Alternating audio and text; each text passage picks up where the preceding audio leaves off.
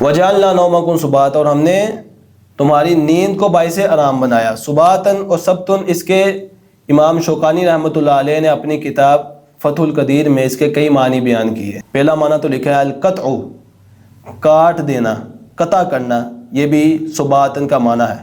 نیند یہ انسان کی حرکات کو قطع کر دیتی ہے، یعنی جب انسان سوتا ہے اسے نیند آتی ہے تو وہ تمام حرکات سے جو ہے وہ قطع ہو جاتا ہے، تو اس لحاظ سے اس کا ایک معنی ہے قطع، کاٹ دینا، قطع کرنا۔ اسی طرح سباتن کا ایک معنی یہ بھی بیان کیا گیا التمدد، پھیل جانا، یہ بھی ایک معنی ہے۔ یعنی جیسے لفظ بولا جاتا ہے سبتت المرأۃ شعرها، کہ عورت نے اپنے بالوں کو کھول دیا، کھول کر پھیلا دیا، تو سباتن کا ایک معنی ہے پھیل جانا، پھیلا دینا۔ یعنی انسان جو ہے وہ جب سوتا ہے، جب نیند میں ہوتا ہے، سوتا ہے تو اپنے جسم کو پھیلا دیتا ہے، تو اس لحاظ سے سباتن کا معنی التمدد، پھیل جانا، یہ بھی کیا گیا۔